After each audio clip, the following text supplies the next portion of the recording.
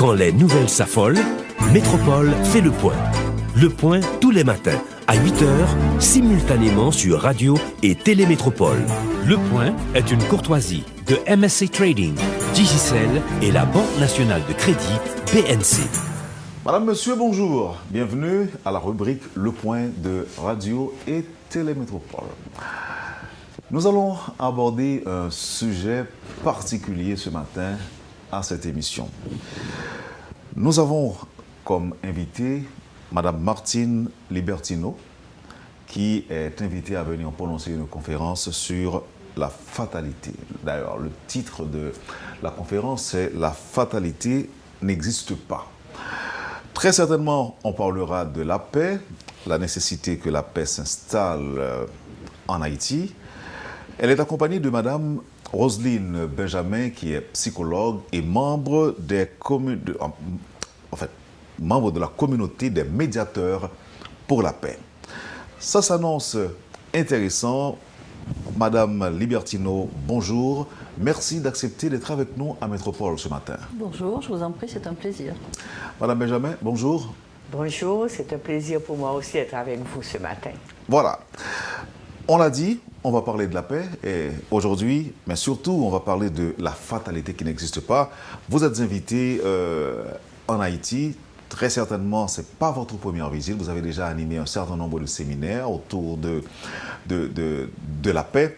Est-ce que ça vous dit de vous présenter au public de Métropole, Martine Libertino? Oui, bien sûr. Alors, je suis philosophe et écrivain. Et donc, en tant qu'écrivain, j'écris évidemment les concepts de ma philosophie. Je suis médiatrice depuis 35 ans, médiatrice donc dans le pays où je vis, en Suisse, où j'ai créé également une formation de médiateur pour la paix. Et cette formation de médiateur pour la paix donc s'est étendue à deux continents, puisque je travaille également en RDC, à Kinshasa tout particulièrement, et en Haïti depuis un certain nombre d'années. Merci. Roselyne Benjamin, vous faites partie de la communauté des médiateurs pour la paix en Haïti. Est-ce que cette communauté est déjà importante chez nous en Haïti? Oui, alors je fais partie de cette communauté. J'en suis la vice-présidente. Il y a Franck Mahoutière qui est le président de la communauté. Et c'est une communauté qui a été fondée il y a deux ans de ça. Et qui réunit une quinzaine de professionnels et d'élèves de Martine qui ont bénéficié de sa formation. Alors, nous parlons de communauté de médiateurs pour la paix.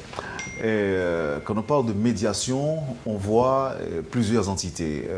Martine, vous êtes médiatrice entre qui et qui? Alors évidemment que lorsqu'il y a un médiateur, cela veut dire qu'il y a des interlocuteurs et qu'il peut y avoir donc en tout cas deux personnes, si ce n'est plus, puisque je suis médiatrice dans le domaine familial, dans le domaine professionnel, ce qui veut dire que je peux intervenir dans un couple entre deux personnes, je peux intervenir dans une famille, entre les parents, les enfants, ou aussi dans une famille où se trouvent les grands-parents, ça m'est arrivé aussi, avec 3 générations, n'est-ce pas, qui ont des problèmes à régler. Je peux intervenir au sein d'une entreprise avec une vingtaine de collaborateurs, une cinquantaine de collaborateurs, dans des groupes de travail, dans des institutions. Alors, il est évident que lorsqu'on parle de médiation, on parle d'aide, pour moi en tout cas, dans ma vision de la médiation, cela veut dire que nous allons aider un certain nombre de personnes à trouver la paix entre elles.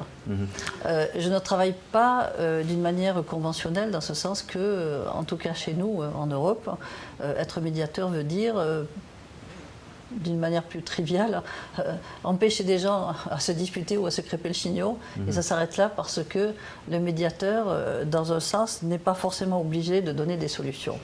En ce qui me concerne, je ne vois pas du tout la chose de cette manière-là, dans ce sens qu'un médiateur qui fait ce travail comme cela, il fait finalement le rôle d'un ami qui a une écoute attentive.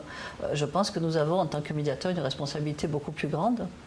Et ça, pour moi, de donner des réponses. Et ça s'apprend, cette forme particulière de médiation, est-ce que ça s'apprend ou bien ça se transmet tout simplement d'une communauté à une autre, d'un individu à un autre?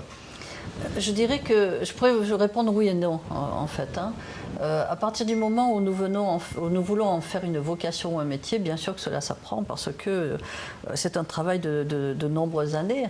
Je reprends ce que disait Roselyne tout à l'heure, qui disait que la communauté des médiateurs existe depuis 2 ans, mais elle oublie de dire qu'on travaille ensemble depuis plus que 2 ans, n'est-ce pas? Oui, bien sûr. Et que le travail que nous faisons ensemble depuis 2011, depuis décembre 2011, à raison de 3 fois par année. Et je peux vous dire que c'est un travail de longue haleine et on continue à travailler parce que le travail de médiateur est une grande responsabilité puisque nous devons apprendre à voir ce qui se passe à l'intérieur des gens au-delà en fait, au-delà de leur attitude, au-delà de ce que nous entendons. Et le rôle que nous avons justement c'est d'apporter la paix. Alors dans ce sens-là je dirais que ça demande un grand travail et c'est une formation pour moi qui peut durer une vie entière. Mais de notre côté, je vous coupe, de notre côté, si on prend le travail que nous faisons auprès de la population, ce que je n'ai pas cité forcément tout à l'heure, mais je crée des programmes pour la paix, dans les pays en conflit ou dans les pays sortant de conflit ou fragilisés. Et ces programmes pour la paix, nous les mettons, je forme donc des médiateurs pour cela, et nous mettons ces programmes à disposition de la population, que ce soit une population aisée, que ce soit une population donc fragilisée, une population qui a des problèmes de développement, etc. Dans ce cas-là, on ne va pas forcément enseigner la médiation, mais on va enseigner aux gens une philosophie de vie qui leur permet de vivre mieux ensemble, qui leur permet d'être beaucoup plus heureux ensemble, qui leur permet de devenir solidaires et autonomes. Et pour moi, c'est aussi une forme de médiation, mais qui est différente dans ce sens que cette formation va permettre aux gens de vivre mieux ensemble et de régler leurs conflits ensemble, si conflit il y a. Donc on parle bien de médiation finalement, mais la philosophie se transmet d'une manière différente. De manière différente. Maintenant, dites-nous, vous êtes en Haïti 3 fois l'an, comment ce pays est vu et perçu à l'étranger? Est-ce que notre situation est critique? Nous parlons de la paix. Tout à fait. Et comment le pays, Haïti, comment est-il perçu? Alors, lorsqu'on parle de paix, là aussi, ça serait bien quand même d'être très clair. Pour moi, la paix, ce n'est pas une absence de guerre, n'est-ce pas?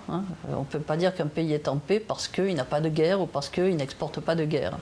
Un pays est en paix lorsque ses habitants sont heureux, pour moi. Donc je préférerais peut-être parler de cela, parce qu'autrement on va dire, bah oui, Haïti c'est merveilleux, le pays est en paix, donc les gens n'ont pas de problème. Ce n'est absolument pas ce que je vois. Ce que je vois, c'est que, comme dans d'autres pays d'ailleurs, ce que je vois, c'est que les gens souffrent, qu'il y a beaucoup de misère morale et de misère matérielle en fait, et que j'estime que les gens ne méritent pas cela, parce que c'est un peuple fier, c'est un peuple qui a des ressources, où les gens veulent avoir leur indépendance. Et je pense que c'est un peuple qui pourrait avoir beaucoup plus de facilité dans sa vie. Alors ça, c'est ma vision. Maintenant, comment Haïti est perçu donc, à l'extérieur? Eh bien, je dirais qu'il y a 2 visions qui sont très intéressantes. La vision des ONG, des gens qui viennent travailler ici, et la vision générale de la population à l'extérieur. Alors, concernant la population, Haïti donne une vision d'un peuple qui n'a pas de chance, où chaque fois qu'il se remonte un peu, il y a une catastrophe qui revient, et on dit toujours, mais c'est pas possible. D'ailleurs, c'est exactement ce que j'ai entendu avant de venir en Haïti, et avec des mots très forts d'ailleurs, mais qu'est-ce que ce pays est maudit, comment ça se fait, il y a toujours des problèmes, etc. Et ce n'est pas du tout ma vision. Je ne me fais que le porte-parole des gens qui parlent donc, à l'étranger. Non, vous répondez à la question. Voilà, je réponds à la question, mais je ne vois pas du tout les choses comme cela.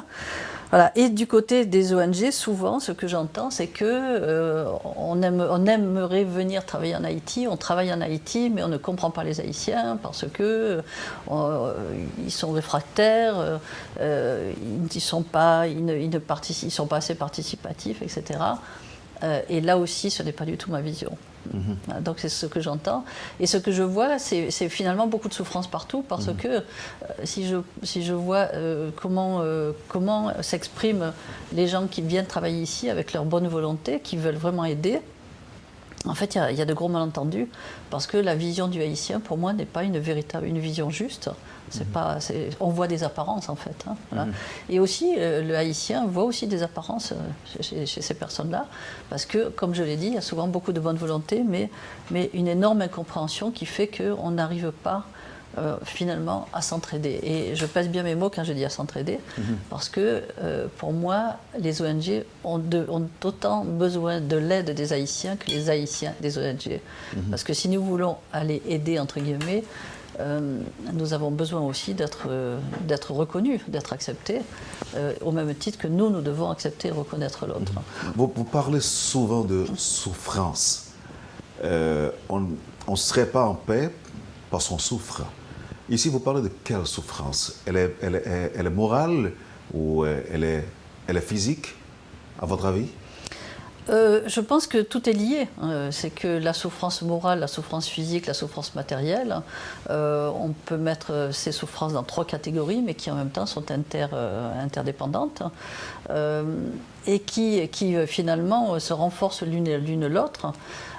Maintenant, encore une fois, une souffrance ne veut pas dire j'ai une épreuve.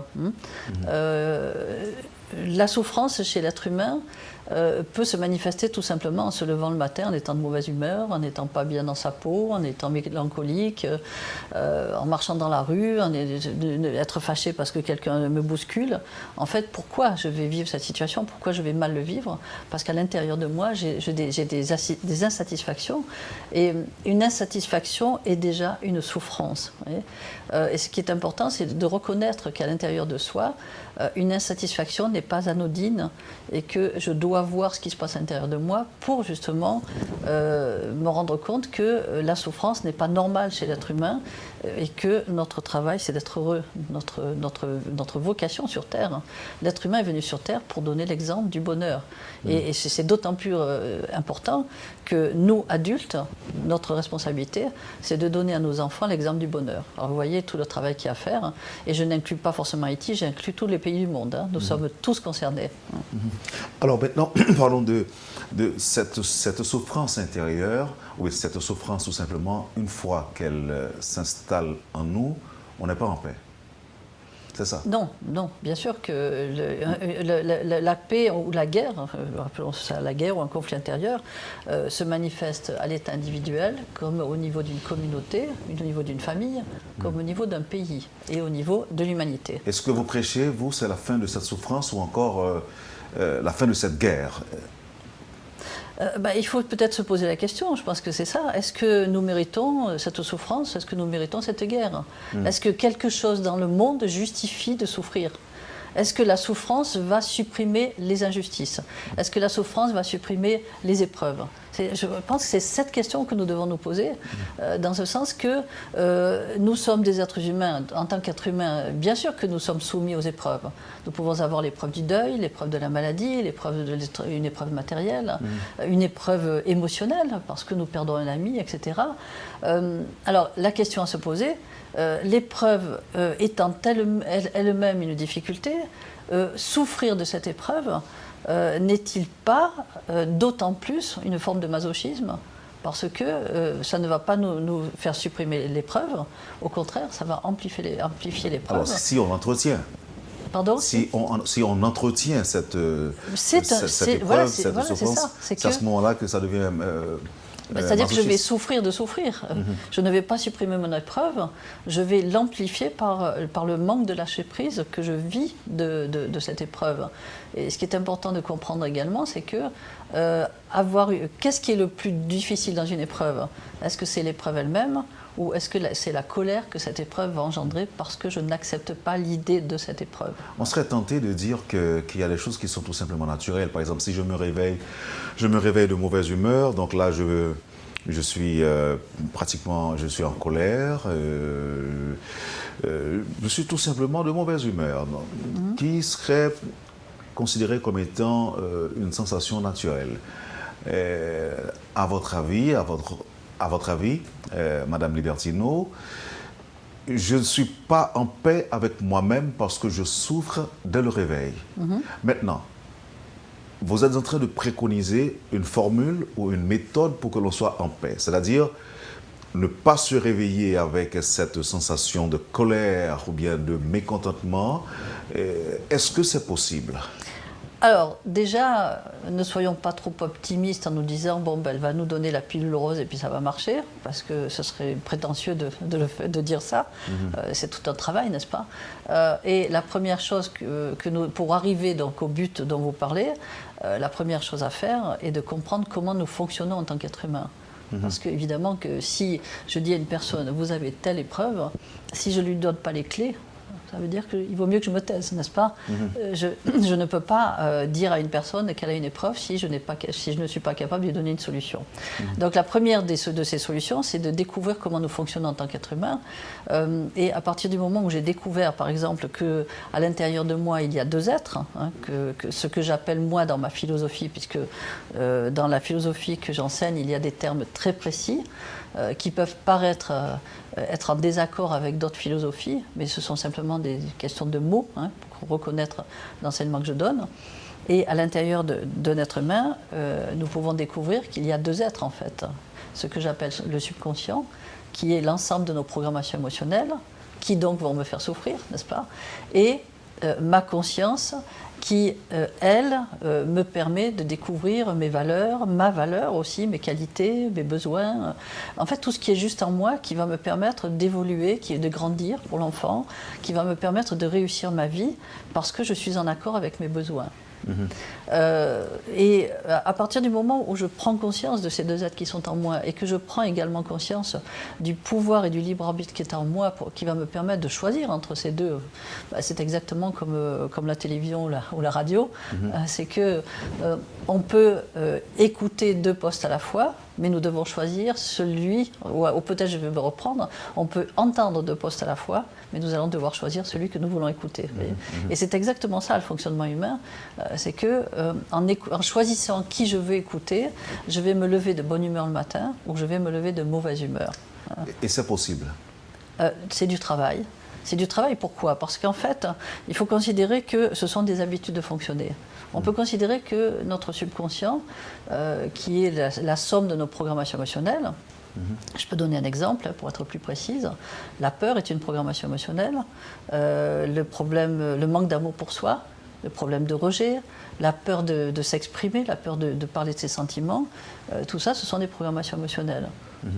Donc à partir du moment où j'écoute ces programmations émotionnelles, il est évident que je ne suis pas à l'aise dans ma vie et je suis habituée en fait à ne pas être à l'aise, je suis habituée à ne pas être heureux. Et en fait, je ne me rends pas compte parce que pour moi, c'est comme vous l'avez dit d'ailleurs très bien, c'est naturel. Hein. Alors la question à se poser, c'est que est-ce que ce naturel fait vraiment partie de moi ou est-ce que je ne pourrais pas puiser dans un autre naturel qui serait en fait le bonheur, mais auquel je n'ai pas accès parce que je ne suis pas habituée à m'ouvrir à lui. Et peut-être on pourrait envisager la possibilité de parler des conséquences probables de ce mal-être quotidien quand on se réveille et puis on ne se sent pas bien, on est fâché. Est-ce que ça va avoir des conséquences sur l'homme, sur l'organisme humain? En tout cas, c'est ce que j'entends dire très souvent. On va peut-être revenir pour en parler un peu plus tard, après la pause. Très certainement, on évoquera la question de la fatalité qui, selon Martine Libertino, n'existe pas. Et pour refermer cette première partie de l'émission, annonçons la conférence où on va en parler plus longuement. Et Roselyne Benjamin, donc, la fatalité n'existe pas. Vous avez proposé ce sujet à Martine? Alors, voilà, nous étions sur Skype et je lui ai dit voilà ce que j'aurais aimé ce dont j'aurais aimé que tu parles, c'est que face justement à ces situations répétitives où tout le temps nous passons de situation difficile à situation difficile, de mois en mois, d'année en année, je pourrais dire même de siècle en siècle. Et je lui ai dit que je voudrais que tu adresses cette constatation. Et elle m'a dit, ah voilà, j'ai le titre, La fatalité n'existe pas. Oui. Et j'ai aimé beaucoup ce titre. Et vous l'avez adopté? Je l'ai adopté. Ok, alors maintenant, ce qu'il faut retenir et comprendre, selon Martine, la fatalité n'existe pas, même si on la vit. Est-ce qu'on peut la vivre alors qu'elle n'existe pas? Ou bien ce que l'on considère comme fatalité, ce n'est pas la fatalité. On pourra voir tout cela après la pause. Tout à fait. Vous suivez, madame, monsieur, la rubrique Le Point de Radio et Télémétropole. Martine Libertino et Roselyne Benjamin sont les invités de la rubrique Le Point de Métropole.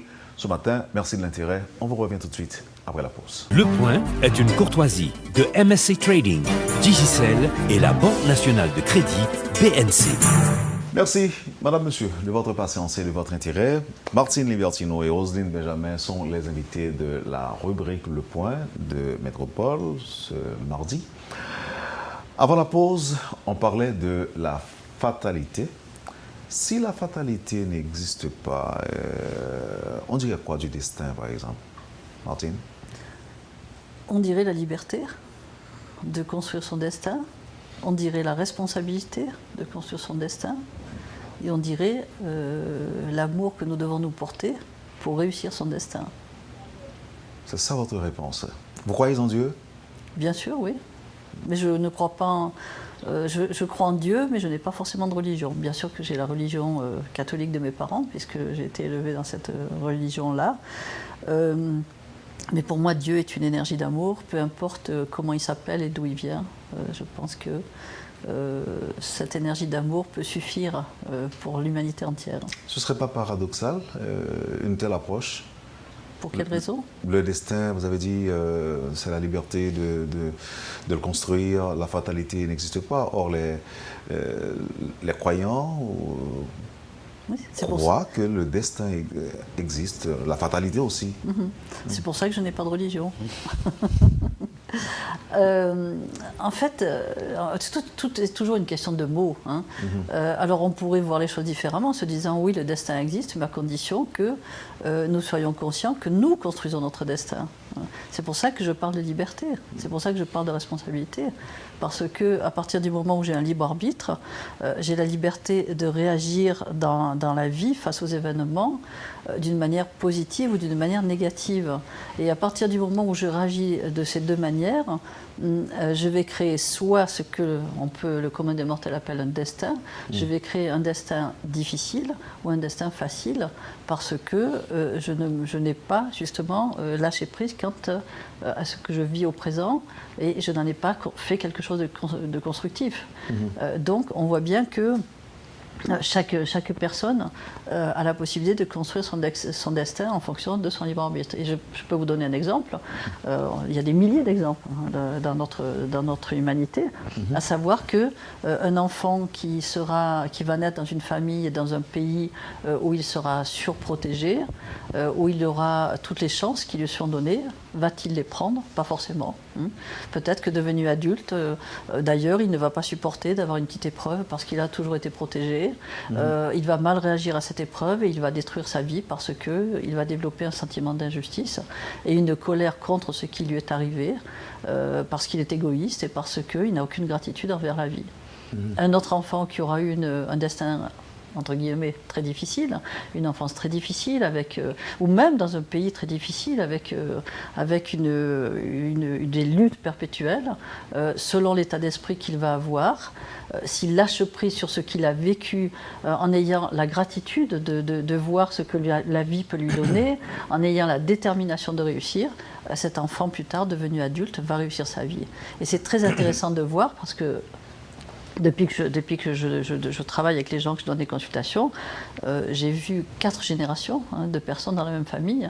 Et nous voyons entre 40 et 50 ans vraiment se dessiner la vie de quelqu'un. Et une personne qui a fait un travail sur elle, qui s'aime, qui aime les autres, qui aime la vie, peu importe ce qu'elle a vécu dans sa vie, va construire quelque chose de beau pour son avenir. Voilà. En ce qui nous concerne en Haïti, puisque vous venez très souvent en Haïti, vous avez beaucoup d'amis haïtiens, vous croyez, puisque certains gens se plaisent à le dire, à le répéter, que nous serions en Haïti responsables de nos malheurs, de notre destin, de nos souffrances, ceux du peuple? Est-ce que c'est ça votre point de vue également, Martine? Alors, oui pour la responsabilité, mais il faut peut-être expliquer ce que cela veut dire, parce que je ne voudrais pas que ce soit mal interprété. Lorsque je parle de responsabilité, je ne parle en aucun cas de punition, ni de culpabilité, n'est-ce pas? Dans ce sens que beaucoup de gens peuvent se dire, oui, mais si nous avons toutes ces épreuves, c'est parce que nous nous comportons mal, c'est parce que nous méritons, c'est parce que nous... D'ailleurs, quand je viens ici, combien de fois j'entends les gens se dénigrer, hein? Bon, il n'y a pas qu'ici d'ailleurs, hein.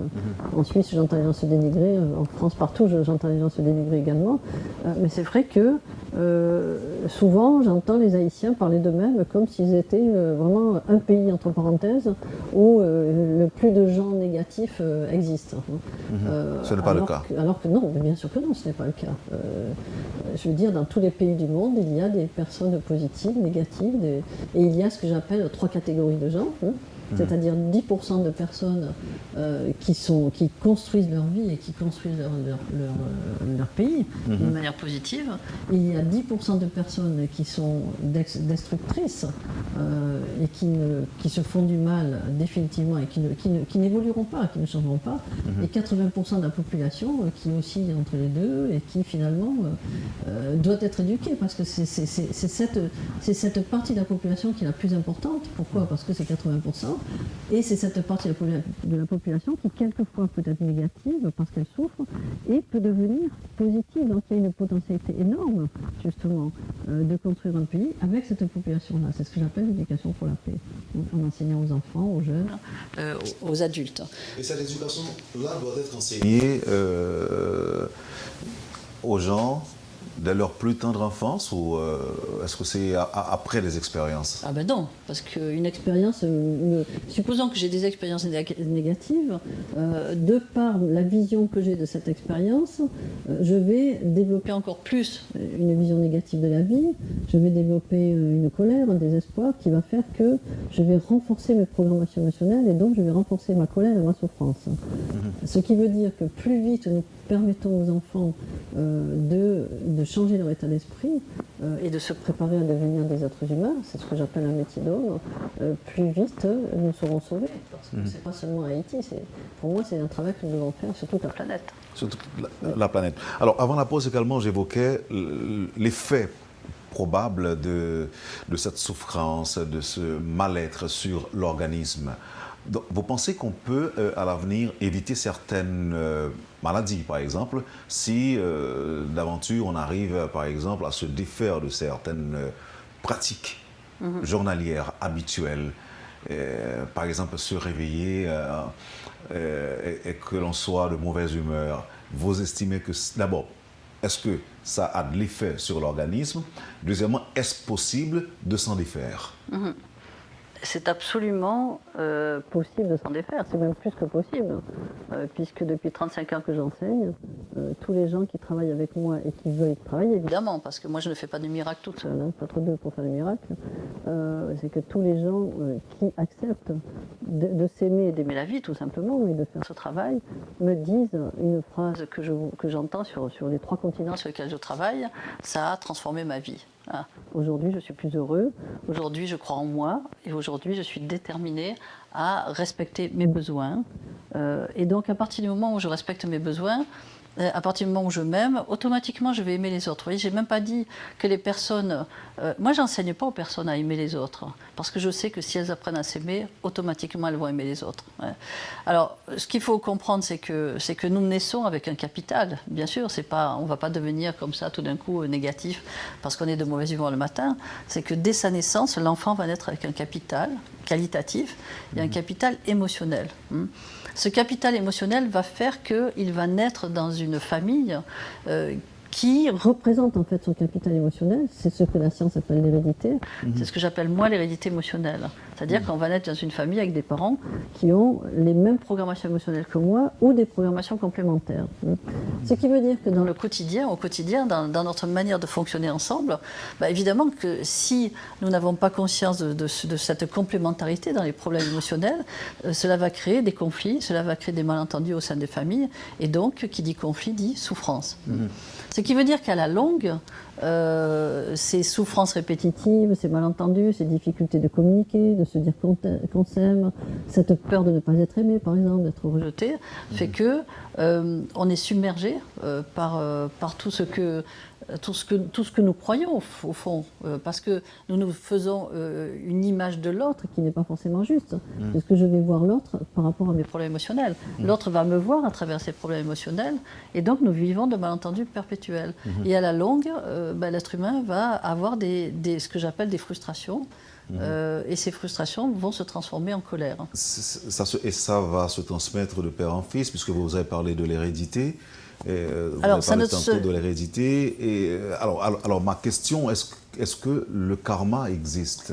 Alors, bon, pour moi, ça ne se transmet pas. Dans ce sens que, comme je l'ai dit tout à l'heure, on va naître dans une famille où les parents, les frères et sœurs, les adultes vont avoir des programmations émotionnelles identiques aux miennes ou complémentaires.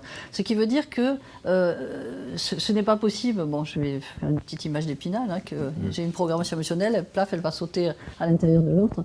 Ça, ce n'est pas possible. Par contre... Donc l'environnement, ça n'a rien à voir sur... Si, mais pas de la manière dont on en parle, dans ce sens que si un enfant vient au monde, bon, prenons un exemple, un enfant vient au monde et ne s'aime pas. Voilà, déjà au départ, il a des difficultés à s'aimer, à se considérer. Ce manque d'amour pour lui va le rendre dépendant de ses parents, il a besoin d'être reconnu, etc. Supposons que cet enfant naisse avec un père ou une mère qui a la même problématique que lui. L'évolution du père et la mère, l'attitude de tous les jours au quotidien, va faire qu'on va lui donner une référence, on va lui donner un exemple. Et comme cet enfant a lui-même cette problématique, la référence qu'il va recevoir, c'est « j'ai raison de ne pas me sentir aimé », j'ai raison de ne pas m'aimer également, et donc il va renforcer par l'exemple ce qui lui appartenait déjà. Vous voyez. Donc on ne peut pas parler de transmission, on peut parler de témoignage de l'un à l'autre. Il y a aussi un autre volet, le karma, ça vous dit quoi? Alors, bon, le karma, encore une fois, c'est une question de... C'est un mot sanskrit, mais le problème, c'est qu'il est souvent mal interprété. Et dans la bouche d'une personne négative, le karma, c'est « Oh mon Dieu, j'ai dû faire tellement d'horreur dans ma vie passée, donc il est tout à fait normal que je souffre dans cette vie. » Alors que le mot karma ne veut absolument pas dire ça. Le karma pour une personne, c'est le travail, c'est tout. Donc effectivement que si j'ai un travail à faire dans une vie, parce que je dois apprendre mon métier d'être humain, ce karma, je peux le vivre d'une manière positive, juste, ce karma peut me rendre heureux, parce que j'ai un libre arbitre qui va me permettre de le voir à ma manière et d'une manière positive. La réincarnation? Pour moi, c'est une évidence. Vous pouvez expliquer? C'est une évidence parce que on ne peut pas dire, enfin si on peut le dire bien sûr, mais est-ce que nous sommes une petite planète là au milieu de l'univers où nous mourrons, nous partons et ensuite rien ne se passe après? Bon, déjà, pour moi, ça me paraît un petit peu limitatif, d'une part. Et puis, d'autre part, de par mes expériences, je sais que après la mort, un être vit toujours. Bien sûr qu'il n'a plus son corps physique. Il vit à l'état énergétique. Il a la possibilité de communiquer aussi avec les êtres humains. Et que donc, de ce point de vue-là, pour moi, la vie existe toujours. Parce que l'homme, au départ, est un esprit, et cet esprit est immortel, en fait. Voilà, donc et son âme, qui est sa personnalité, peut revenir sur Terre au moment où il le décide, pour continuer le travail qu'il a commencé. Et pour moi, de l'autre côté, nous continuons le travail que nous avons à faire. C'est pour ça que... Même si on se souvient, même si en général, on ne se souvient pas de ce qu'on a vécu avant. Consciemment, inconsciemment, oui. Bien sûr que nous en souvenons. Pourquoi, posons-nous cette question, pourquoi un enfant vient au monde en ayant tout d'un coup un don? Il vient d'où ce don?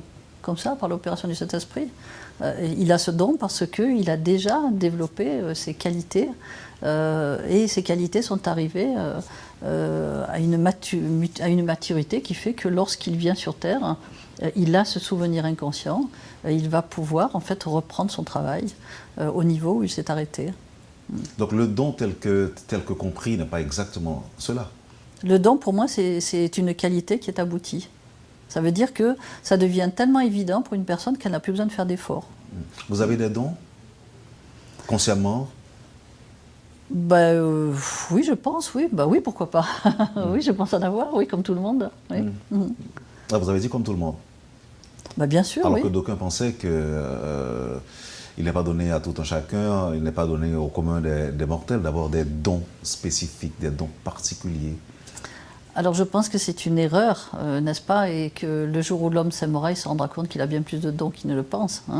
Ma différence, c'est que je suis consciente de mes dons et justement, j'estime que ma vocation, c'est de permettre à tous les êtres humains que je rencontre de découvrir les leurs, parce que pour moi, l'être humain est une des plus belles inventions qui existent sur la Terre. Ne vous en faites pas, je ne vais pas vous demander de m'aider à découvrir si j'ai des dons. Et non, c'est pas ça. Alors, dites-nous, si la fatalité n'existe pas, oui. ce que nous vivons, c'est quoi? Alors, en fait, ce que nous vivons, c'est une mise en place inconsciente de situations dont, justement, nous n'éprouvons pas la responsabilité parce qu'on ne nous a pas expliqué comment nous fonctionnons. En fait, c'est ça. Mais oui. c'est pas un châtiment, c'est pas une sanction, c'est pas une punition. Quelle horreur. Non. Malheureusement, c'est ce qu'on nous fait croire parce que ça arrange tout le monde, vous comprenez? Est-ce que vous pensez est-ce possible de vivre dans la paix, de connaître le bonheur sur cette planète? Mais je dirais que c'est même indispensable parce que nous n'avons plus le choix. Oui, mais comment y arriver? Est-ce facile? Est-ce possible? Oui, c'est possible, mais comment y arriver? Bon, alors, tout dépend. Encore une fois, je vais vous dire oui et non, parce que pour moi, c'est facile dans ce sens que c'est une aventure extraordinaire. Le bonheur, c'est la seule possibilité de vivre sur la Terre. Pourquoi vivre sur la Terre si on est malheureux? Il n'y a aucune situation, aucune épreuve qui justifie que nous soyons malheureux. Et c'est la croyance. Regardez un petit peu la croyance que nous avons au niveau de l'humanité. Qu'est-ce qu'on dit toujours? Ah, mais oui, mais mais vive, heureusement que j'ai eu des épreuves, parce que grâce à ces épreuves, j'ai pu évoluer. Grâce à ces épreuves, j'ai pu apprendre quelque chose. Ah, plus je peux me dépasser, mieux ça vaut pour réussir. Vous voyez, en fait, si vous regardez dans l'inconscient collectif de l'homme, il est tout à fait normal de souffrir, et tout à fait normal de se faire du mal. Parce qu'il n'écoute que son subconscient. Donc c'est simplement une vision qu'il a, unilatérale en fait de lui-même, qui est je souffre, donc c'est bien, et je souffre, donc je suis heureux de souffrir. Mais en fait, ce n'est qu'une habitude de fonctionner. Donc j'ai le choix. Oui, mais bien sûr, bien sûr. Disons de réagir aux appels de ma conscience plutôt qu'aux appels de mon inconscient. Alors moi je dirais bien plus que j'ai le choix. Bon, c'est évident que j'ai le choix, mais je dirais, et là je parle aux adultes, je dirais qu'en tant qu'adultes, nous avons la responsabilité. Pourquoi nous avons la responsabilité?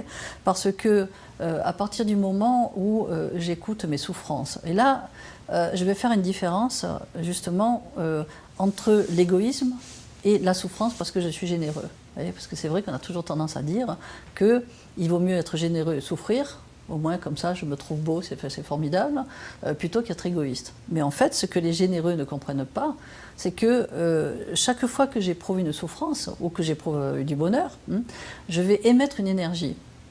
Et cette énergie que je vais émettre, soit par mes paroles, soit par mes pensées, soit par mon imaginaire, ces énergies que je vais émettre, en fait, deviennent un égrégore, puisqu'il y a autant d'énergie que d'êtres humains sur la Terre. S'il y a des milliards d'êtres humains sur la Terre, il y a des milliards d'énergie.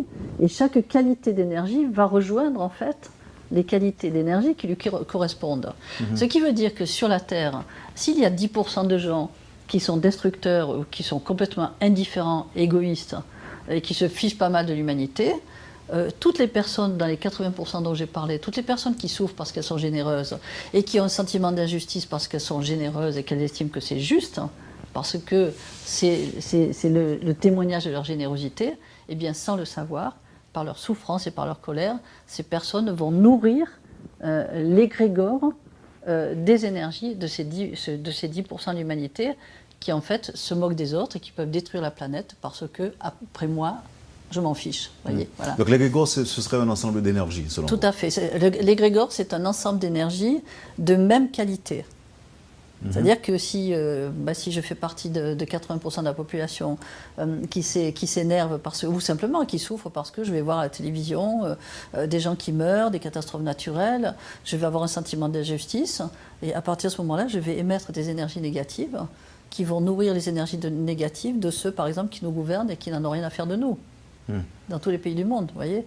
Et c'est pour ça que je parle de responsabilité, parce que si je suis consciente de cela, je vais me rendre compte que cultiver mon bonheur, cultiver ma joie de vivre, cultiver ma générosité est bien plus important que cultiver ma révolte.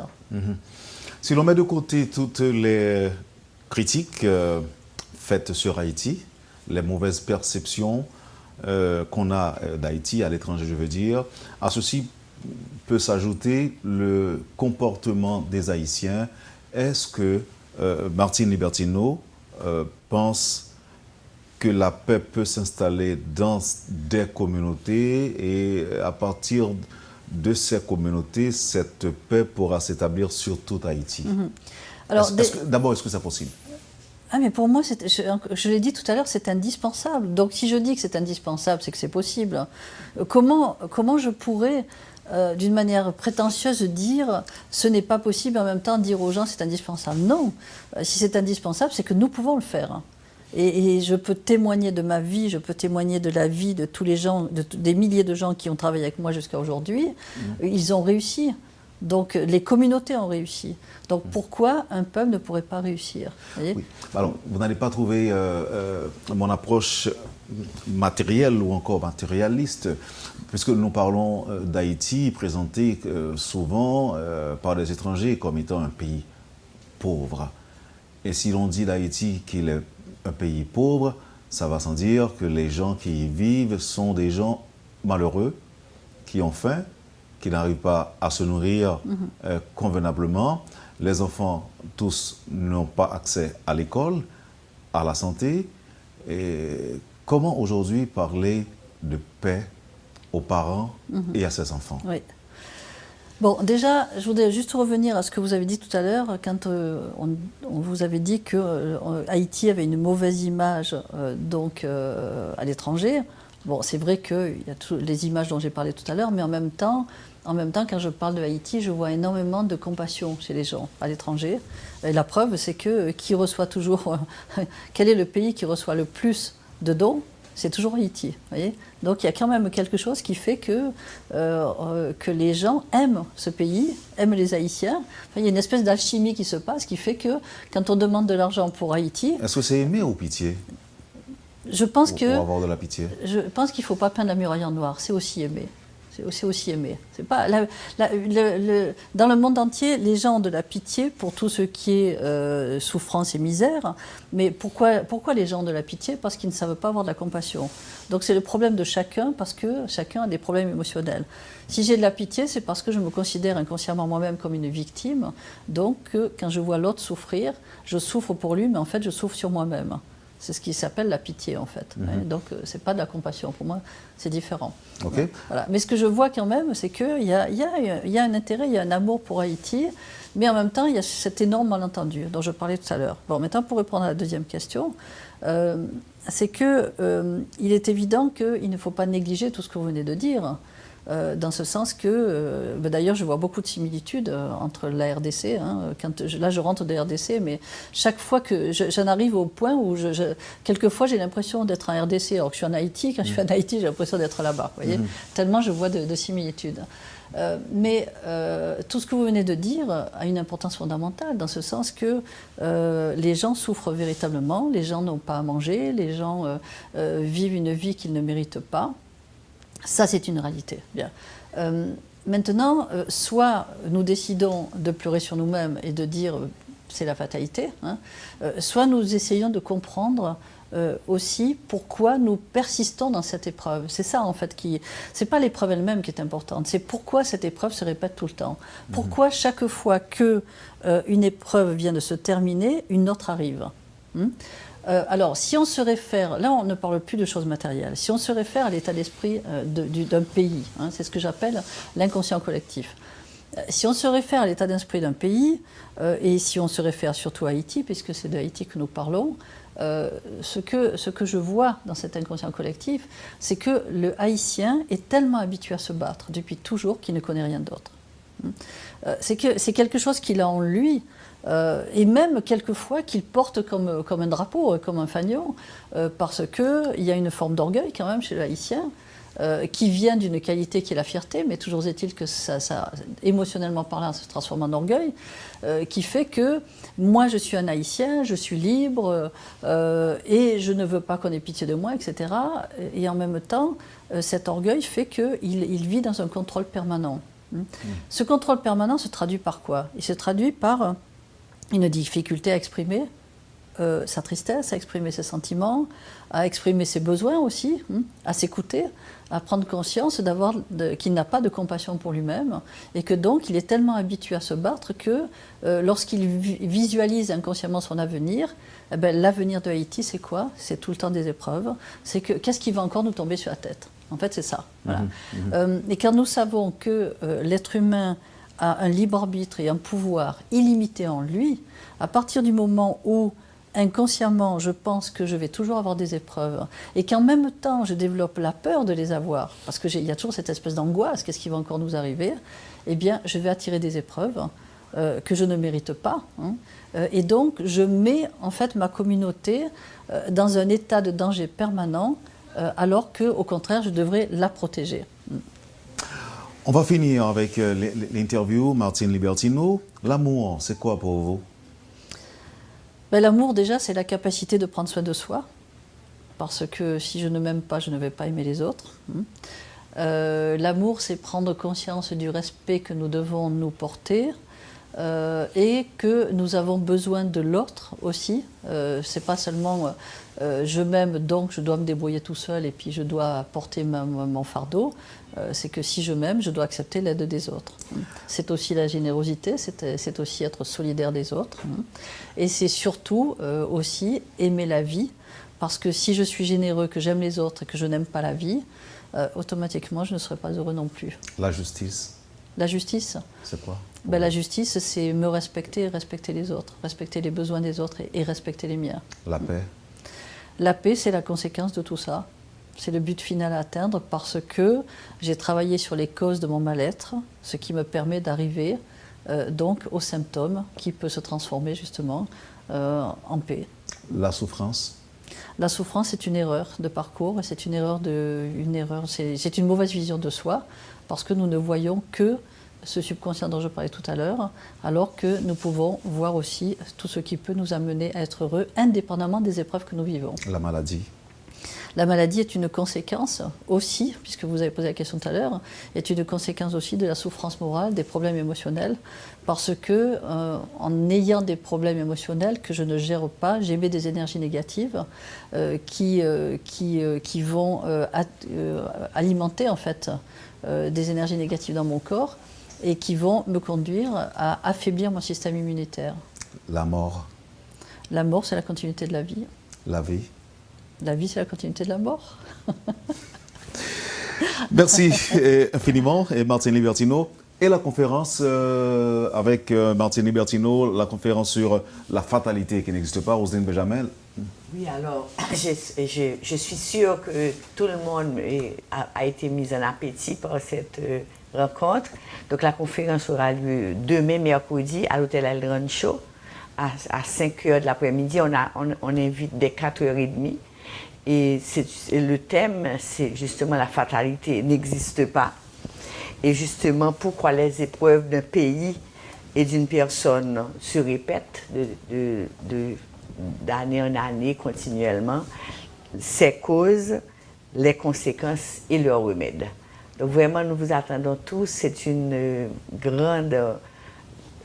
un grand événement d'accueillir Martine à cette conférence. Martine, une dernière question. Doit-on avoir peur de mauvais avenir pour Haïti? Nous devons être vigilants, mais ne pas avoir peur. Si j'ai peur, j'attire ce que je redoute. Si je suis vigilant, je construis ce qui est juste pour moi. Même si ça ne dépend pas de nous? Tout dépend de nous. Comment? Tout dépend de moi. Les phénomènes naturels ne dépendent pas de nous? Alors, les phénomènes naturels ne dépendent pas de nous, mais en même temps, nous devons savoir nous en protéger. Alors, c'est vrai que c'est encore un long débat, n'est-ce pas? On pourra en débattre à la conférence demain, dans ce sens que Haïti connaît ses faiblesses. Et prenons par exemple le cas des constructions de l'architecture. Depuis longtemps, l'architecture devrait être adaptée à ce que vit Haïti. Merci encore une fois. Alors, la conférence « La fatalité n'existe pas » sera donnée à l'hôtel El Rancho. À quelle heure? À 5 heures de l'après-midi. Voilà, donc c'est demain mercredi. Demain mercredi, « La fatalité n'existe pas » avec Martine Libertino. Martine qui reviendra, en fait, le séjour sera très bref, mais elle devra revenir en Haïti en janvier prochain. Absolument. Tout à fait. Merci encore une fois, mesdames. C'était un plaisir de vous avoir sur le plateau de la rubrique Le Point de Métropole. Merci infiniment. Et à bientôt. Merci, à bientôt. Vous avez suivi, madame, monsieur, la rubrique Le Point de Radio et Télémétropole. Martine Libertino et Roselyne Benjamin étaient nos invités aujourd'hui. Merci de l'intérêt. Passez une bonne journée avec Métropole et à demain. Quand les nouvelles s'affolent, Métropole fait le point. Le point tous les matins, à 8h, simultanément sur Radio et Télémétropole. Le point est une courtoisie de MSC Trading, Digicel et la Banque nationale de crédit, BNC.